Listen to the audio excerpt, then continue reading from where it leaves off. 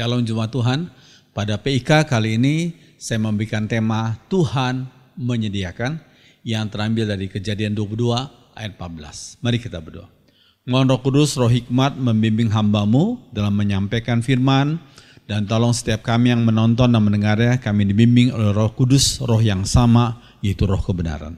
Berfirmanlah kepada kami lewat lidah hamba-Mu dalam nama Tuhan Yesus. Amin. Tuhan menyediakan. Abraham menamakan tempat itu Tuhan menyediakan yang diperlukan. Dan sampai sekarang pun orang mengatakan di atas gunungnya Tuhan menyediakan yang diperlukan. Kejadian 22 ayat 14 saya kutip dalam terjemahan sehari-hari. Yang pertama, bicara soal tema ini, Tuhan menyediakan keselamatan bagi umatnya. Ini hal yang penting sekali, terpenting ya. Tuhan menyediakan keselamatan bagi umatnya. Domba disediakan oleh Allah sebagai ganti Ishak, ya, anak daripada Abraham. Ya, Kejadian 22 ayat 13 dikatakan, lalu Abraham menoleh dan melihat seekor domba jantan di belakangnya, yang tanduknya tersangkut dalam belukar. Abraham mengambil domba itu.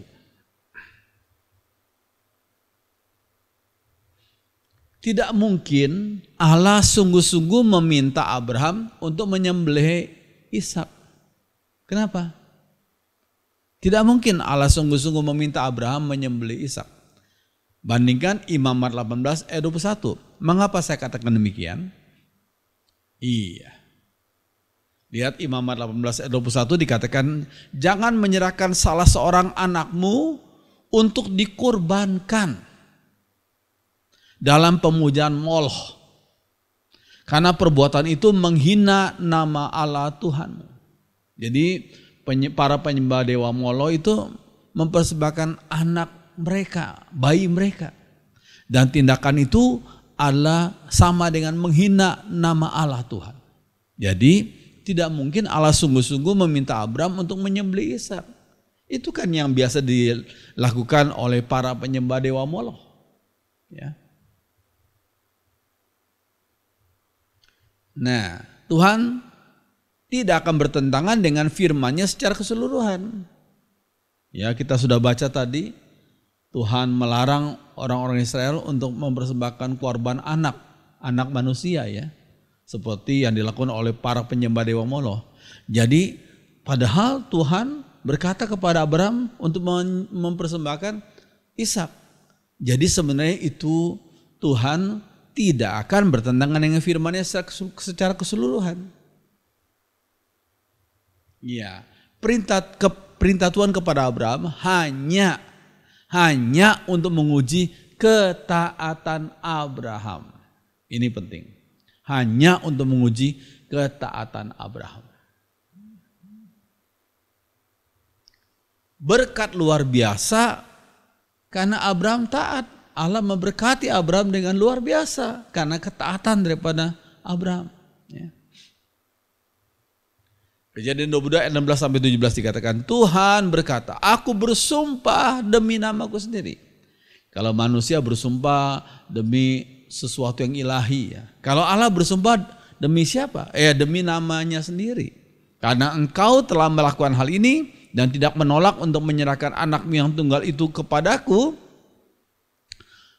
Lalu janji Tuhan, aku akan memberkati engkau dengan berlimpah-limpah dan membuat keturunanmu sebanyak bintang di langit dan sebanyak pasir di tepi laut. Anak cucumu akan mengalahkan musuh-musuh mereka. Ini janji Tuhan. Berkat yang luar biasa karena ketaatan Abraham. Oke. Ada berkat-berkat yang mengejutkan, dalam bahasa Inggris surprising, bagi mereka yang mau taat pada perintah Tuhan. Ada berkat yang mengejutkan.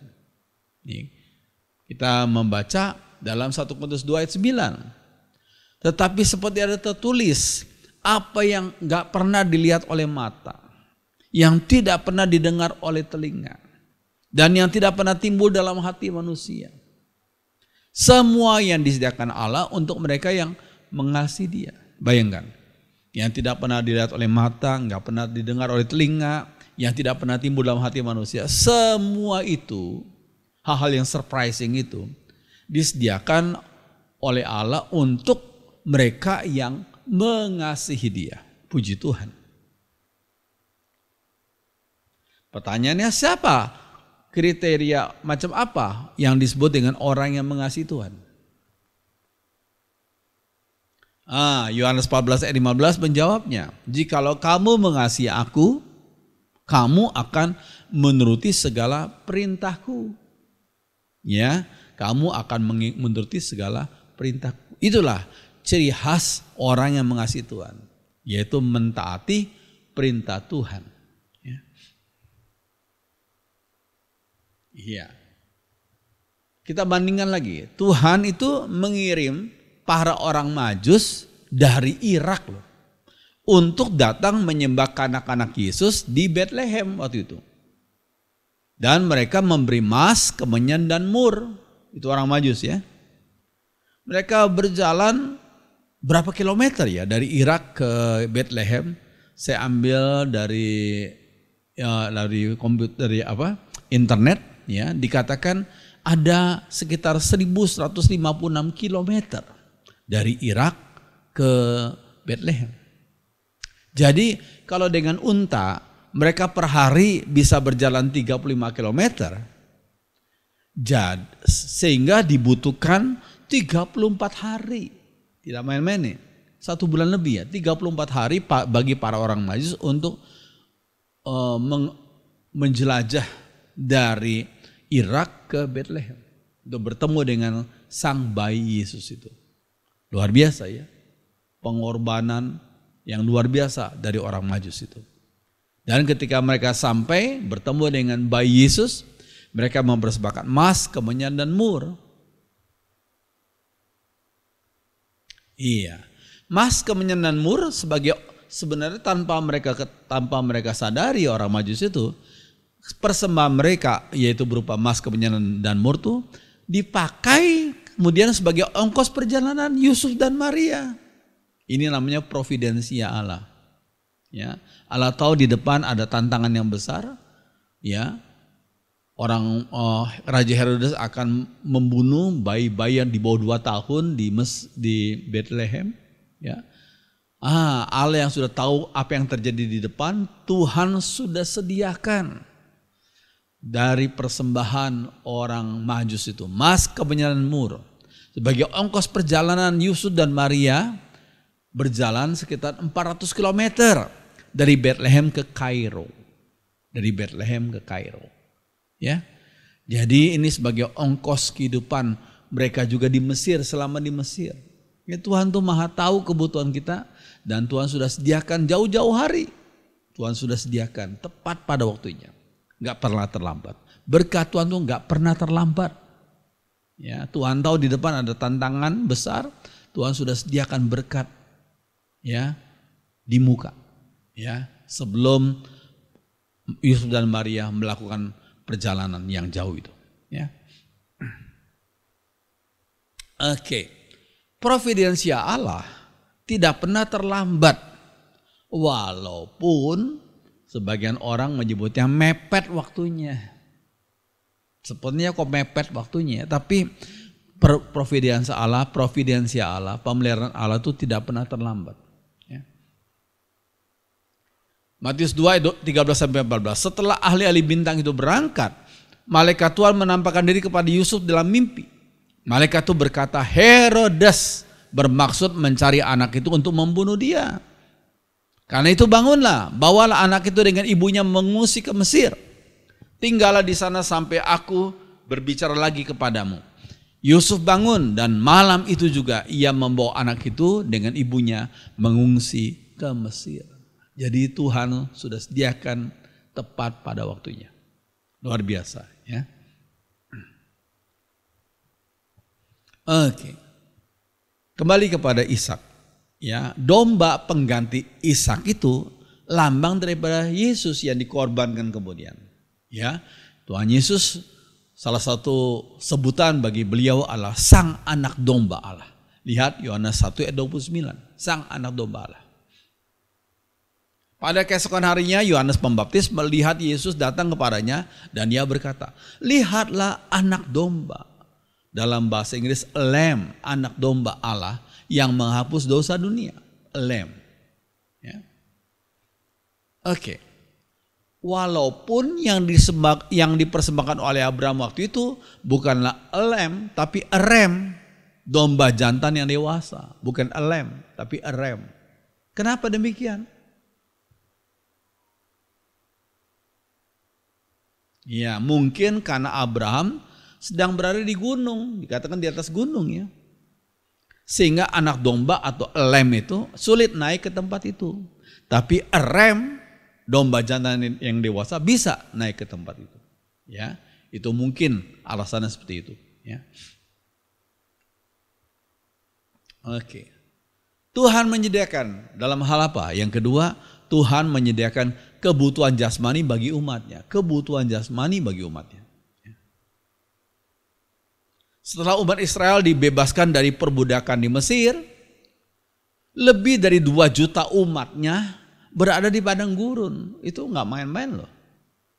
Nggak ratusan orang atau ribuan orang, tapi lebih dari 2 juta umatnya berada di padang gurun. Luar biasa ya.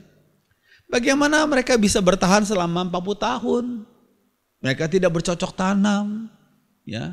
Mereka harus berkelana putar-putar di padang gurun selama 40 tahun. Tuhan tuh melakukan banyak mujizat untuk mengeluarkan umatnya dari perbudakan Mesir. Iya tuh, 10 tulah. Supaya akhirnya Firaun, oke, kalian pergilah boleh. Ya. 10 tulah. Nah, setelah itu, setelah orang bangsa Israel keluar dari Mesir, Tuhan melakukan banyak mujizat lagi untuk memelihara umatnya di padang gurun. Sebelum mereka sampai di tanah perjanjian, mereka selama 40 tahun di padang gurun, Tuhan melakukan banyak mujizat untuk memelihara umatnya. Puji Tuhan. Iya, ini sebagai saudara mempunyai satu pandangan yang lebih jelas sekarang ya. Mereka kan harus menjelajahi padang gurun Paran itu. Padang gurun Paran. Bagaimana lebih dari 2 juta orang bisa hidup dalam situasi seperti demikian. Padang gurun Paran sudah bisa lihat. Pasir semua. Ya. Selama 40 tahun dan lebih dari 2 juta orang keliling di padang gurun Paran itu. Itu kalau bukan pemeliharaan Tuhan, nggak ada lagi yang bisa menolong. Itu semua mujizat Tuhan. Ya, Tuhan tuh memberikan berkatnya sesuai dengan situasi kondisi. Oke, itu jangan mendikte Tuhan. Kita sebagian orang seringkali mendikte Tuhan agar memberkati kita dengan cara yang selalu sama dengan waktu lalu. Tuhan 10 tahun yang lalu engkau memberkati aku dengan cara seperti ini. Sekarang ya Tuhan mau memberkati aku dengan cara yang sama. Oh, jangan mendikte Tuhan. Tuhan tuh Allah yang sangat kreatif. Dan Allah yang maha tahu kebutuhan dan sikon kita. Kita terbatas pandangannya. Tapi Tuhan tuh maha tahu dan Allah yang sangat kreatif. Jadi nggak perlu mendikte Tuhan. Ya.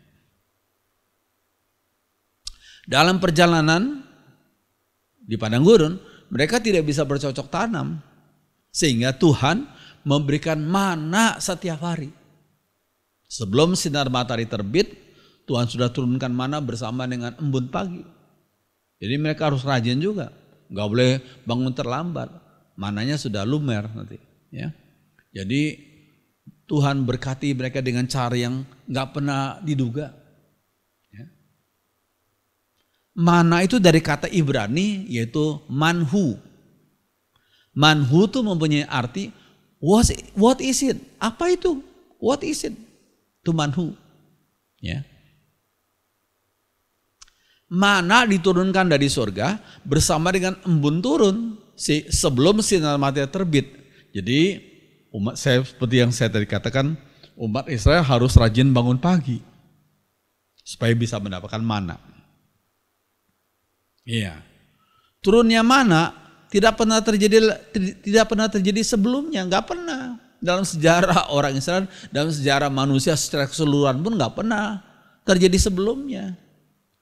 Memang mujizat Tuhan itu melampaui, ini penting.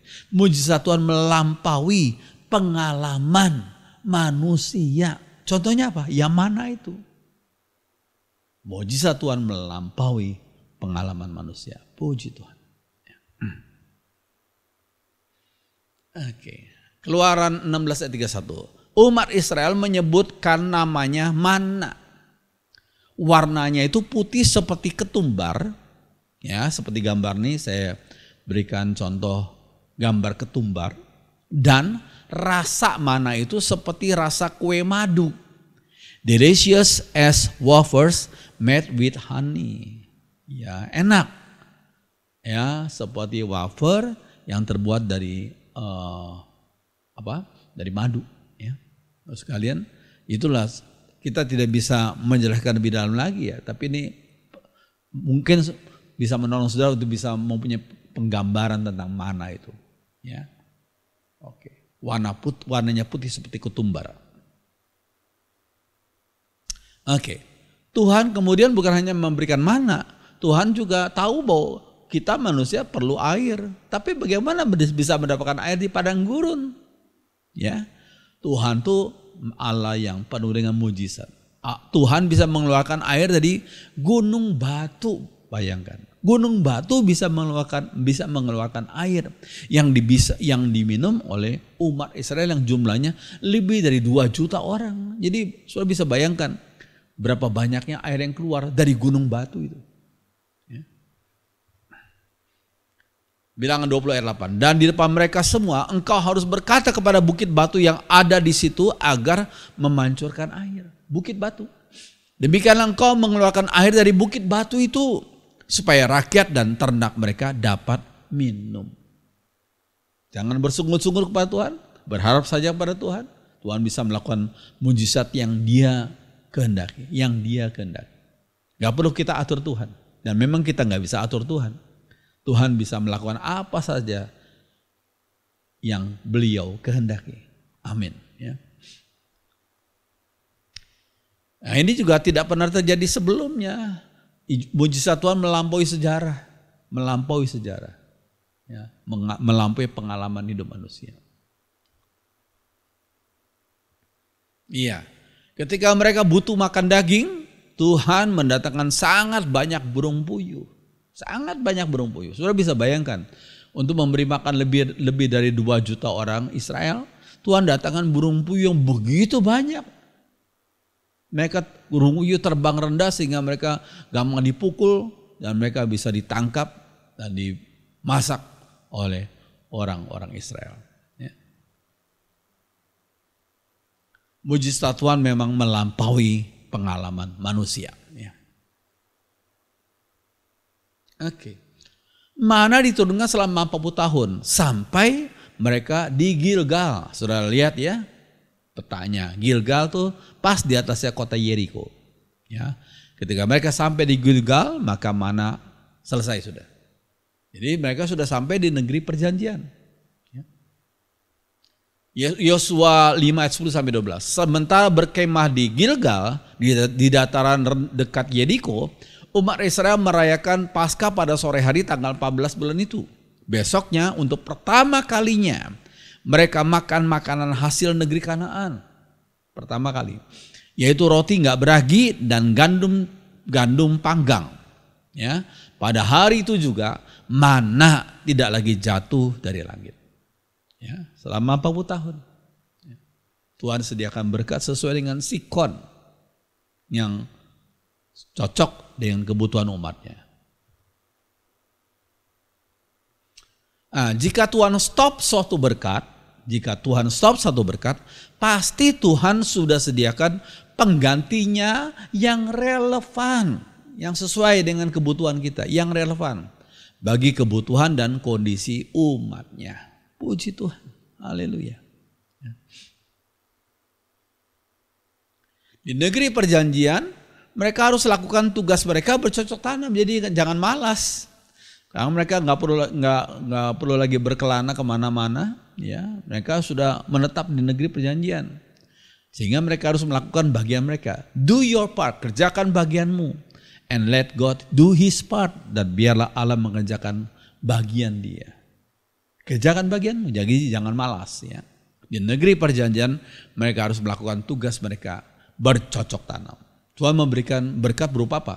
Kesuburan tanah, ya. Air yang dibutuhkan untuk bercocok tanam. Ya. Di negeri perjanjian berkat Tuhan berbeda jenisnya. Hujan dicurahkan, kesuburan tanah, dan hama dihalaukan. Hama. Jika mereka taat kepada kehendak Tuhan, tapi jika mereka menyembah Baal, ya Tuhan hukum mereka. Dengan cara terjadi kekeringan, tidak ada hujan, ya, karena Tuhan menegur umatnya yang salah itu. Ya. Oke. Tuhan menyediakan apa yang ketiga? Tuhan menyediakan perlindungan bagi umatnya dengan memakai seorang perempuan, bukan seorang laki, seorang perempuan, yaitu yang bernama Esther. Kata providensia atau pemeliharaan berasal dari kata Latin. Yang kita perlu ingat, ya. Providensia dari kata Latin, artinya pemeliharaan. Berasal dari providensia, kata pro itu dari kata pre, itu sebelumnya. Fidensia dari kata video, aku lihat. Kita tahu sekarang, ya, nonton apa? Nonton video, ya, video. Video artinya aku lihat. Itu dari kata Latin. Pre dan video. Sebelumnya aku sudah lihat, ya. Jadi providensia artinya sebelumnya aku sudah lihat. Itu adalah Allah. Allah yang tahu sebelumnya. Allah sanggup pelihara umatnya karena Ia sudah lihat lebih dahulu suatu kejadian. Kalau kita kejadiannya terjadi baru kita lihat. Tapi Allah tidak. Allah sudah lihat lebih dahulu dari suatu kejadian yang akan terjadi. Ya. Allah nggak pernah salah pimpin, nggak pernah salah pimpin. Ia bertindak tepat waktu, tidak terlalu cepat, tapi juga tidak terlalu lambat. Ya, kalau terlalu cepat, Allah nggak melatih iman umatnya. Ya, terlalu cepat menolong.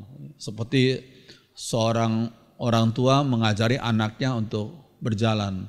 Oh, terlalu cepat menolong. Akhirnya anaknya jadi terus ragu-ragu terus. Ya. Kalau mengajari anaknya untuk melakukan tugas apa, semuanya terlalu cepat menolong. Akhirnya anaknya nggak bergantung terus pada orang tuanya. Akhirnya anaknya jadi nggak dewasa. Allah tidak demikian. Allah tidak pernah salah pimpin. Allah juga bertindak tepat waktu, tidak terlalu cepat dan tidak terlambat. Puji Tuhan. Ya. Iya. Allah tidak salah pimpin umatnya. Nah, ini saya pernah lihat, ya. Nah, ini bukan saya bikin-bikin, tapi memang pernah terjadi, ya. Di apa ini? Di daerah Lampung Barat. Gara-gara ikuti Google Maps katanya masuk jurang. Ini pernah terjadi, bukan menjelek-jelekan satu instrumen, tidak, ya. Sebuah mobil pribadi yang hendak berwisata di kawasan Lampung Barat terperosok ke jurang. Beruntung kendaraan tersebut tersangkut di pohon besar sehingga nggak ada korban jiwa dalam peristiwa ini. Mungkin karena mengarahkannya dari atas. Google Map kan dari satelit, ya, dari atas. Sehingga Google Map nggak tahu persis kondisi jalan. Apa jalan itu cukup padat atau bahkan terlalu lembek. Kondisi jalannya ada di bawahnya karena dia lihatnya dari satelit, ya. Ya itulah kelemahan. Walaupun sekali lagi Google Map sangat menolong dalam banyak hal. Saya seringkali menggunakan Google Map, ya. Tapi memang karena itu buatan manusia, ya, itu memang ada kelemahannya, ya. Tapi Allah tuh tidak pernah salah pimpin umatnya, nggak pernah salah pimpin. Iya, Allah juga tidak akan salah pimpin umatnya. Allah sudah lihat lebih dahulu. Allah sudah lihat lebih dahulu. Dari sebelumnya Allah sudah lihat bahwa ada seorang bernama Haman akan berencana jahat terhadap umatnya, terhadap umat Israel. Haman itu. Iya. Nah, sehingga Allah jauh-jauh hari sudah atur sehingga Esther bisa jadi ratu dari raja Persia, seorang Yahudi ya. Jadi raja Persia, ya. Ya, bukanlah satu hal yang kebetulan. Wasti dipecat sebagai ratu yang lama, bukan satu hal yang kebetulan. Kita sering kali bicara, kebetulan. Di hadapan Tuhan gak ada yang kebetulan. Ya. Wasti dipecat sebagai ratu yang lama, Esther 1 ayat 19. Bukan satu hal yang kebetulan, Esther ikut dalam kontes dan sukses menjadi ratu. Bukan hal yang kebetulan juga. Bukan hal yang kebetulan, Mordekhai melakukan jasa baik untuk menyelamatkan nyawa sang raja dari rencana pembunuhan oleh dua sida-sida raja. Tuhan pakai Mordekhai untuk melakukan jasa baik. Sehingga pada malam itu sang raja nggak bisa tidur. Dia lihat-lihat buku catatan. Ini orang Mordekhai pernah berjasa kepadaku. Apakah orang itu pernah kita berikan penghargaan? Ternyata belum. Nah itu saat yang tepat. Ya, saat yang tepat Tuhan melakukan luar biasa caranya ya. Raja Ahasiweros nggak bisa tidur malam ya, dan berniat untuk memberi penghargaan kepada Mordekhai, pamannya Esther ini. Jadi sekali lagi bukan hal kebetulan. Iya. Roma 8 ayat 28 tergenapi. Apa itu Roma 8 ayat 28? Yuk kita baca sama-sama ya. Kita tahu bahwa Allah mengatur segala hal. Mengatur segala hal. Nggak ada yang kebetulan. Sehingga menghasilkan yang baik untuk orang-orang yang mengasihi Dia dan yang dipanggilnya sesuai dengan rencananya. Nggak ada yang kebetulan. Mengatur segala hal untuk menghasilkan yang baik. Tapi sekali lagi kata yang baik ini tidak identik dengan yang nyaman. Seringkali yang baik itu nggak nyaman bagi kita, tapi baik untuk pembentukan pribadi kita, pembentukan iman kita. Ya. Sekali kita baca ya, kita tahu bahwa Allah mengatur segala hal sehingga menghasilkan yang baik untuk orang-orang yang mengasihi Dia.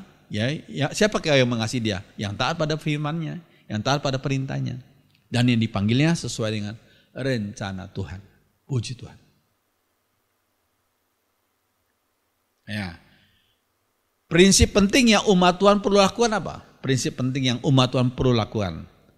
Iya, ini saya sangat senang dengan statement ini. Do your part, kerjakan bagianmu, and God will do His part. Dan Allah akan mengerjakan bagiannya. Jadi jangan malas, kerjakan bagianmu. Apa yang kau bisa lakukan, kerjakan. Tapi apa yang kita lakukan pasti terbatas. Serahkan kepada Allah. Beliau akan mengerjakan apa yang menjadi bagian Dia. Oh puji Tuhan. Ya. Tuhan yang hidup tidak perlu kita bela. Allah sebagian orang ngomong, kita bela Tuhan. Siapa? Betapa sombongnya orang itu bicara seperti itu ya. Siapakah kita yang bisa membela Tuhan? Kita kan manusia yang terbatas, yang fana. Tuhan yang hidup tidak perlu kita bela. Dialah Tuhanlah yang membela umatnya. Kita hanya bersikap taat saja kepada segala perintahnya dan muliakan Tuhan. Taat saja pada segala perintahnya. Ya. Oke. Tuhan menyediakan apa? Yang keempat, Tuhan menyediakan proses latihan bagi umatnya. Proses latihan bagi umatnya. Mazmur 144 ayat 1b. Ia yaitu Tuhan melatih aku bertempur. Melatih aku bertempur dan mengajar aku berperang. Nah ini bukan, jangan dianggap kita harus menjadi orang-orang yang berperang, maksudnya bunuh-membunuh, tidak demikian. Tapi ini kita berperang dalam pemahaman kita melatih menghadapi tantangan kesulitan hidup ini. Bahkan berperang menghadapi roh-roh jahat yang ada di sekitar kita. Ya, berperang melawan kejahatan yang bertentangan dengan kehendak Tuhan. Ya. Kita mau jadi alat Tuhan, ya, dipakai Tuhan untuk memuliakan Tuhan. Ya. Iya. Ini bagus ini, seorang bernama Regina Hartono. Apa yang dia sedang main? Itu seorang harpis, seorang pemain kecapi. Ini kecapinya, ya. Kecapinya saya sendiri nggak bisa main, belum bisa main kecapi, ya. Tapi ada orang pintar sekali bisa main kecapi. Bagaimana Regina bisa main kecapi begitu bagus, ya? Pasti dia sudah dilatih dan melatih dirinya bertahun-tahun, ya, sehingga dia bisa cakap memainkan kecapi. Seorang harpis, ya. Latihan berarti perjuangan. Nggak ada orang yang malas-malesan. Latihannya perjuangan. Ada banyak hal yang dikorbankan, waktu, tenaga, ya, mungkin rasa bosan bisa saja. Tapi memang latihan perlu perjuangan. Iya, oke. Seorang bernama Andri Wongso, ya. Andri Wongso pernah berkata begini, jika kita keras terhadap diri sendiri, jangan memanjakan diri, ya. Dunia akan lunak terhadap kita. Kalau kita keras terhadap diri sendiri, ya, kita mendisiplin diri kita sendiri, akibatnya dunia akan lunak kepada kita. Jika kita lunak terhadap diri sendiri, terlalu memanjakan diri, ya, males jadinya. Akibatnya apa? Dunia akan keras terhadap kita. Ya, kita baca, ini bagus statement daripada Bapak Andri Wongso, ya. Jika kita keras terhadap diri sendiri, dunia akan lunak kepada kita. Jika kita lunak terhadap diri sendiri, dunia akan keras terhadap kita. Jadi bagi kita yang sedang mengajar anak-anak kita yang masih kecil, praktekkan apa yang dikatakan oleh Andri Wongso ini. Ya, bagus sekali, ya. Iya. Nah, kita sudah belajar dalam PIK ini. Tuhan menyediakan apa? Tuhan menyediakan keselamatan bagi umatnya. Yang kedua, Tuhan menyediakan kebutuhan jasmani bagi umatnya. Yang ketiga, Tuhan menyediakan perlindungan bagi umatnya. Dan yang keempat, Tuhan menyediakan latihan bagi umatnya. Amin. Biarlah firman Tuhan menjadi berkat bagi kita semua. Mari kita berdoa. Kami bersyukur untuk firman Tuhan yang kami sudah pelajari pada saat ini. Tolong kami, latih kami, bentuk kami, koreksi kami, dan hibur kami, teguhkan kami, berikan kami semangat untuk berjuang bersama dengan Tuhan. Tuhan tidak tinggalkan kami, tapi Tuhan juga mau melatih kami agar menjadi manusia yang berkenan di hadapan Tuhan. Puji Tuhan, dengarkan doa kami Tuhan, dalam nama Tuhan Yesus. Semua orang beriman mengatakan, amin.